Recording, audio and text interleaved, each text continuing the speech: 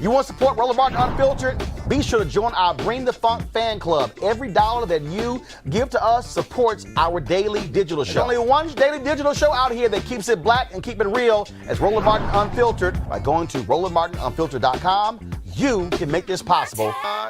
Over the weekend, the folks at ADOS had a summit that took place in Atlanta. On that particular panel, it was a host of people who were on there, moderated by Jeff Johnson, included Katrina Pearson and Candace Owens, two Trump supporters, as well as Killer Mike and T.I. as well, and Tamika Mallory. And so it was quite interesting because, first of all, a lot of people on social media were talking about it this weekend, this whole, in terms of how everything panned out. And so I said, you know what? Let's chat about it. First off, though, I want to play you a portion of that conversation where things got a wee bit heated. And because what I want to deal with is the issue, do we really need to engage crazy black conservatives? Black conservatives who, frankly, have lost their minds and who really don't make any sense whatsoever. Because I know lots of black conservatives, but I know a lot of them with brains, unlike these two who were on the panel. You guys see my iPad right now? Okay, all right, y'all. So here's an excerpt of that summit over the weekend. Different than the fear that Trump has created in poor whites. The fear that Trump has lifted in poor whites, that black people and poor urban people are their problem. Right. When did Trump ever say that? That's a fallacy. When did Trump ever say black people are the problem? Make America great again. That's when he said it. Guys, but I'm not on the panel, so I want to make sure. That was Ronald Reagan's slogan. Was that racist when Ronald Reagan had it as a slogan? Yes, what time? It was. Yes, let me ask you. So that please slogan answer this. is racist. Please answer this. I have a question. Wait. Tip, please just allow me just one outburst. Please, I have a question. When you say make America great again, which period are we talking about? The period when women couldn't vote? The period when we were hanging from trees? I'll answer. Or like the crack era? Which period in America are you trying to make America like again? I actually think that I would totally rock a hat right now that said make black America great again. Because black America, before, we're talking about make America. That wasn't the question. I am answering your question. Which period was America great that we're trying to replicate? Which era was it? Tell me. I think I'll answer your question. I'm ready to answer your question.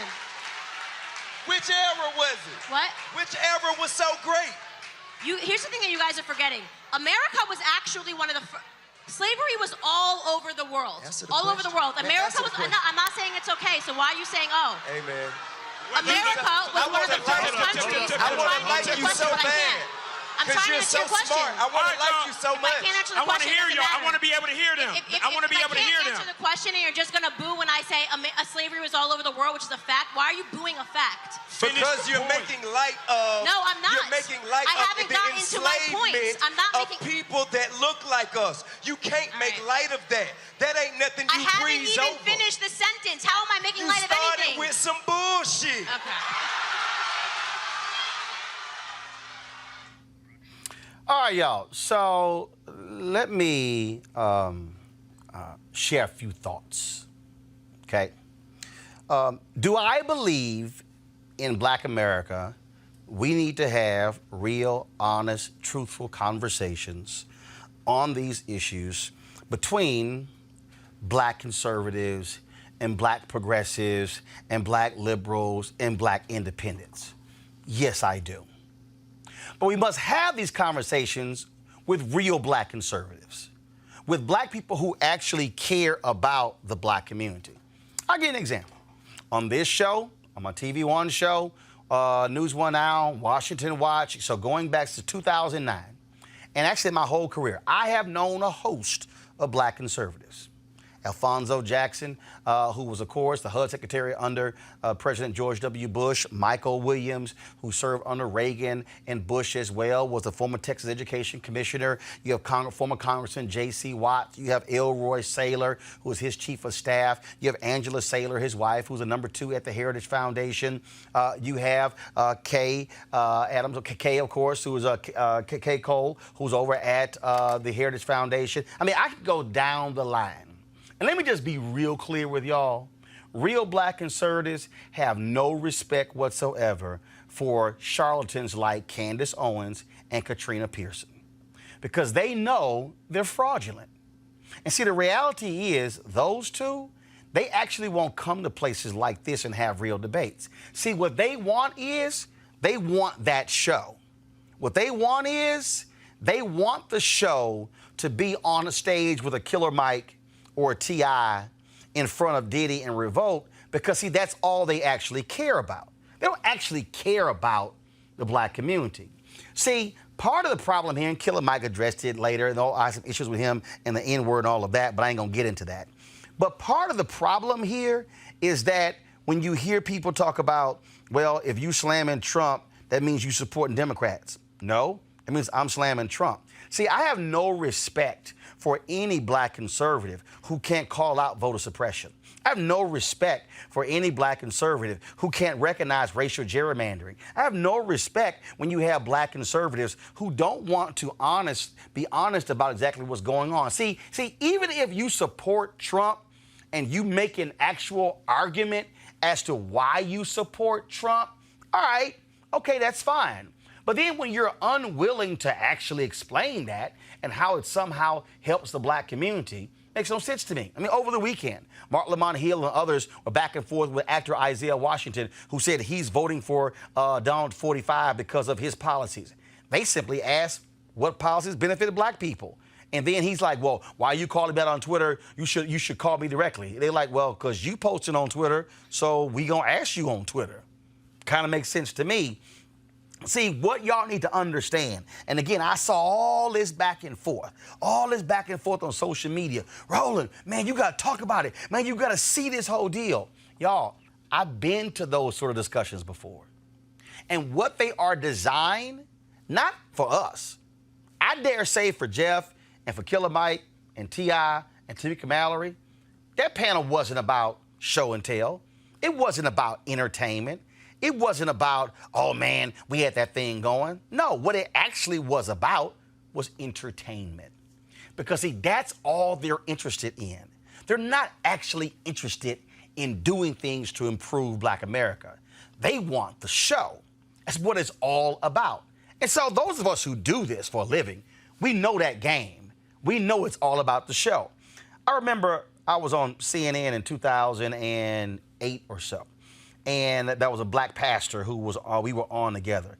And it was real interesting. We were talking about Reverend Jesse Jackson Sr. and some other stuff along those lines. And while I'm talking to you, I'm actually looking for it. And we got into it. And this black pastor was saying all kind of stuff. And, you know, he was just all hyped. Now, y'all, I knew it was fraudulent. I knew what he was doing. So you know what ended up happening? He then, in the green room, says, man, you know what? We need to get together and do this more because it's a whole lot of money out here. Did y'all hear what I said? It's a whole lot of money out here. See, you have a group of black folks on the conservative side, that's what it's about. Let me just be real clear with y'all. If I chose, with my skill set, with how I debate, with how I communicate, if I chose to be a black, self-hating, slamming black people, touting a conservative agenda, I can tell you right now, I probably will be worth about $20 to $40 million. Let me unpack that. I'll be worth that because that's what you really have going on here, folks. It's a game. And see, people like Katrina Pearson and people like Candace Owens have no interest in having real discussions with black people about actual policy because they would be exposed for their nonsense every single day. See, when you hear all the people right now talk about Trump and the First Step Act, okay, I'll give you an example. At best, it's about 7,000 people. Some say upwards of 20,000 people are going to be impacted by the First Step Act. Nobody has given me a racial breakdown, so all 7,000 to 20,000 are not African American. But let's say it's 60% of the 7,000. All right, Not a problem. Okay? So what are we talking about? 4,100 people, maybe about 5,000 people. That's about it, right? You do realize that 90% of people who are in prison are on the state and local level. Now, when Donald Trump touts the First Step Act, when people like Candace Owens and Katrina Pearson tout the First Step Act, what they overlook, or then they'll throw in, oh, look at black unemployment. Oh, look what he's done for HBCUs. Here's what they won't say. They won't say how he wants to get rid of the Minority Supplier Development Agency. They won't say how Jeff Sessions ordered federal prosecutors to forget the Eric Holder era rules and prosecute to the highest levels. They won't mention Trump reinstated private prisons on the federal level. They won't mention the Department of Justice said we don't want to have any consent decrees. They tried to get out of the one in Baltimore and out of the one in Chicago. They won't mention any of those things. They won't mention the fact that the Department of Justice has done nothing when it comes to enforcing the Voting Rights Act and really dealing with the whole issue of police misconduct all across this country. They won't mention the fact that under the Department of HUD, and in housing, health and human services, and in commerce, and in every federal agency, they're rolling back civil rights protections in all of those. So while people like Candace Owens and Katrina Pearson and supporters like that might mention one or two things, I'll over here list 10, 12 things that are detrimental to black folks. They won't address those things. What I need y'all to understand is, and a lot of y'all, and trust me, I've challenged Charlie Kirk and Candace Owens to debate anytime, anywhere. And in fact, Alveda King, I ran into her daughter, I think, in Atlanta at the Rolling Out Summit I was at, where she said she wants to put this thing together. I said, boo, they're not going to debate a brother like me. Because, see, they can't handle this level of heat. I ain't going to bring smoke. I'm going to bring heat, okay? What they want to do is they want the show. What a Candace wants to do is repeat the same 2 or 3 or 4 talking points. And you heard T.I. say, you know, I want to like you because you're smart. She actually is not smart. She's really not. Because, in fact, I've had black conservatives who have told me, she's called them and said, I don't know much about this policy stuff. Y'all need to know when you're getting played.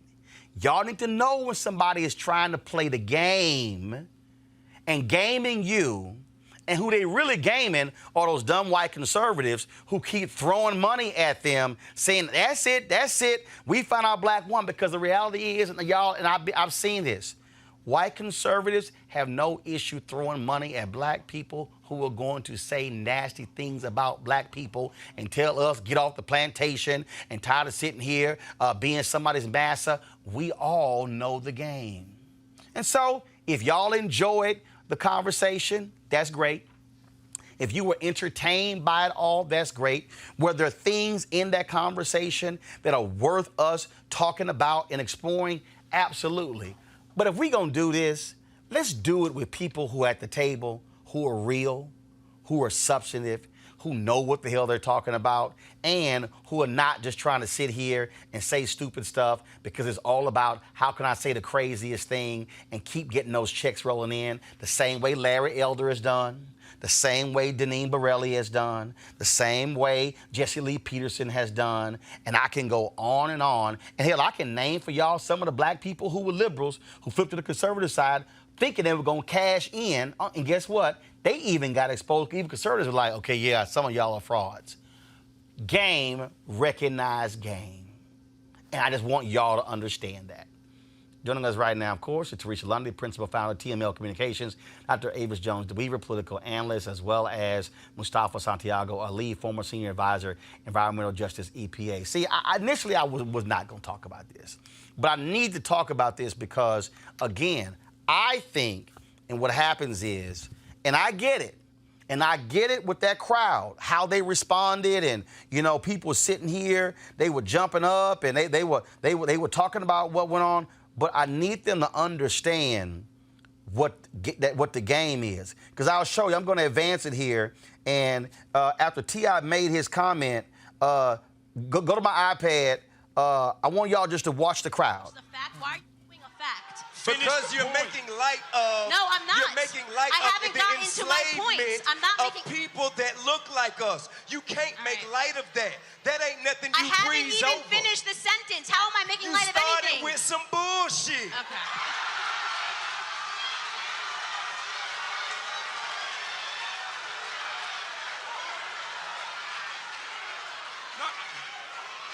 Teresa, that's what they want. They want the show. And they want to be able to go back to their white conservative friends. See, we went into the enemy territory, and you saw how we got treated and how the audience were all against us. This is a game. They are not serious about the black community. I think it's two parts to that. I think that entire Revolt Summit, because I also watched it, right? And I think and I'm glad you started off with that commentary because it was so important.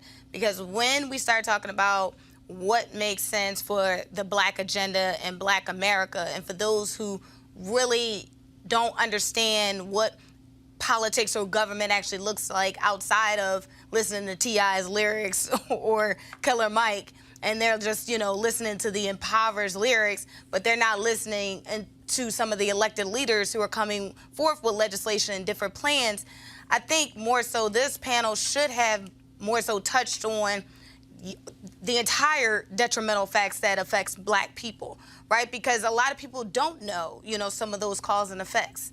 And if they did, I do believe the conversations would be greater, and a woman like Candace Owens wouldn't be able to go to a Revolt Summit and say, well, I can't really talk about what Trump did because... No, they can't. I mean, they can't, Mustafa, they can't talk about the environmental dangers. You can't talk about how he's destroyed the USDA. They can't talk about the scientists who have left. And again, let me be clear. I'm not criticizing the summit. Revolt should be doing it. I'm not even criticizing having the conversation. What I'm saying is, because let me also be clear. Y'all heard me say on this show, we as black people have to have alliances among black conservatives, because if you have, in the case right now, Dems control the House, Republicans control the Senate, all right? The reality is, in a moment, I'm going to be talking with Congresswoman Alma Adams, who is the co-founder of the HBCU caucus, who is the co-chair of that with the Republican in North Carolina, whose wife is a graduate of Winston-Salem State. So let me be real clear.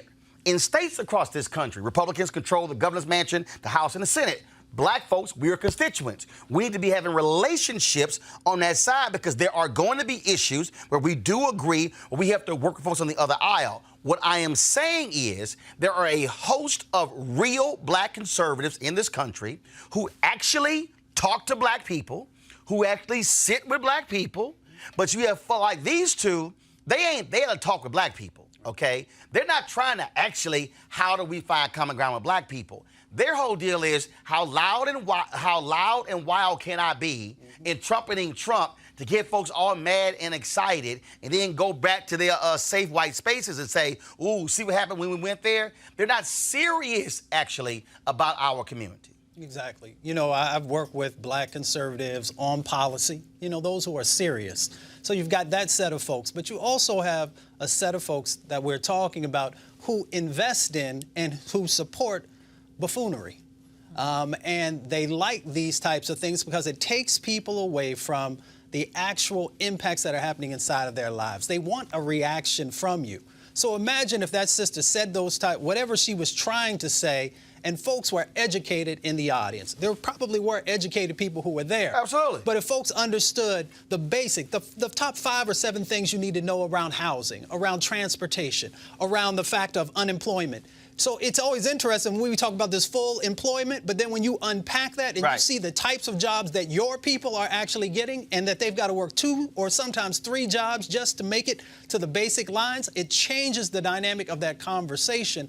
And that's where we have to get to. I appreciate the fact that you are always talking about folks need to get educated so that when you utilize your vote, it can actually be directed in a positive place that can make change happen. So that's why I don't even get down. People will sell their souls for a few shillings. We've heard that, growing up. And this is just another reflection of how they continue to do that. Again, what you're dealing with here is you're dealing with the show. Mm-hmm. the show is one thing. Serious things, Avis, is another. And there are black women who I'm sure in the Black Women's Roundtable y'all work with who are black conservatives. Absolutely. Who are real on policy. These two are not real. No.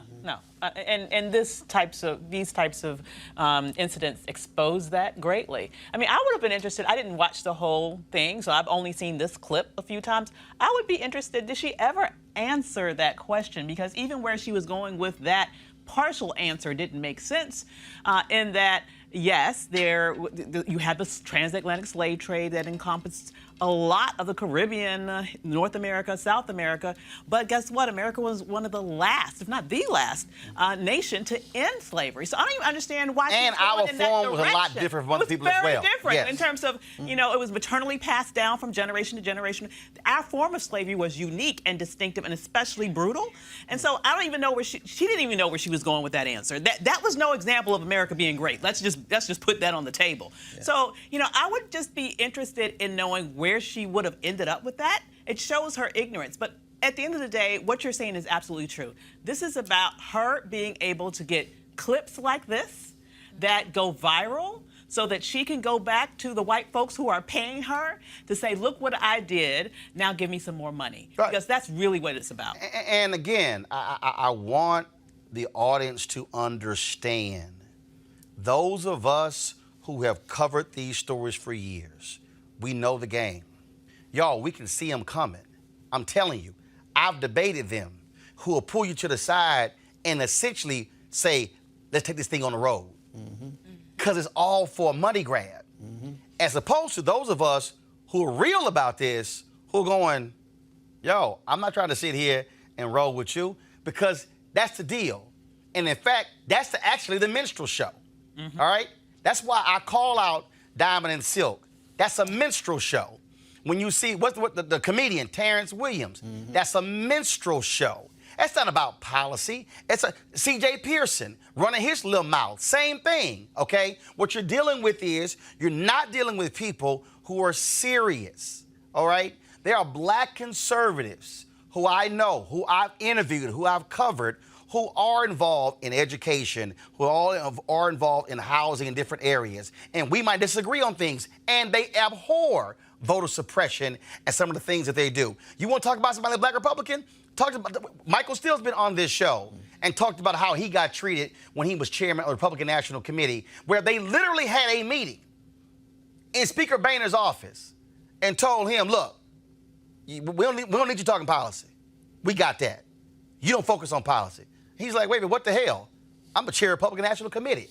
Did you tell the last chair don't discuss policy? It literally told Michael Steele, look, just go on over here, we got this. And then try to change the rules where he couldn't spend he had to get permission to spend money over $5,000. Wow. Oh yeah, Michael told me. So in fact, y'all, they were so foul in 2012 at the Republican National Convention in Tampa, Reince Priebus, they had an event honoring previous Republican National Committee chairs and didn't even invite Michael Steele. Wow. Didn't even give him credentials to the convention. He had to get his credentials through MSNBC. Just so y'all understand. Wow. And she talking about plantation. Just so y'all understand. Wow. That's the game. So what I'm trying to explain to y'all is, again, when you see people like this here, it's all about the show. Now, you might say, well, Roland, why would you want to debate Candace Owens? Because I believe you expose fraudulent folk at all times. Because, see, when light hits darkness, darkness gets exposed. Y'all, they don't want real debates because they can't handle real conversation. They can't handle somebody who's going to be calm and not yelling and dropping facts on them and bringing real information. If they have to answer, no, what they desire is for us to play the game. So just so y'all understand that, the reality is, in this world, there are two political parties, Republicans and Democrats. The reality is, we as black people have to be working on black interests. And that might mean working with Democrats or working with Republicans. That might mean opposing Democrats and opposing Republicans. I'm not against Republicans. What I am are against buffoonery coming out of the black Republican side. All right, folks, back to that Roland Martin Unfiltered video in just one moment. All right, folks, you heard me talking a lot about marijuanastock.org. Why? Because I want to keep you informed of investment opportunities that make sense. We've all watched the growth of the cannabis industry, folks. A recent report by the New Frontier Data estimates the global cannabis market more than $340 billion. And we know that marijuana legalization is sweeping the country state by state. We also know that marijuana has a good cousin, the hemp plant, with a much higher concentration of CBD. That means hemp gives you all the medical benefits of marijuana without getting you high. Until recently, hemp farming was practically illegal in the U.S. and heavily regulated by the DEA. However, that all changed with the 2018 Farm Bill, making it legal to grow hemp CBD in the U.S., creating one of the largest commodities worldwide. They need land to grow all the plants. Folks, this is real simple, okay? And the folks at 420 Real Estate have a business model where they buy land that supports hemp CBD grow operations and lease it to licensed, high-paying tenants. That's right, there are hemp CBD landlords. You can get in on the action now. Of course, our folks at 420 Real Estate decided to do something special for the Roland Martin Unfiltered family. Originally, the minimum investment level was $500, and now you can get in this crowdfunding campaign for as little as $200, up to $10,000, okay? This is a growth industry that is still growing. If you want to invest, go to marijuanastock.org. That's marijuanastock.org. Get in the game and get in the game now. Now back to your Roland Martin Unfiltered video.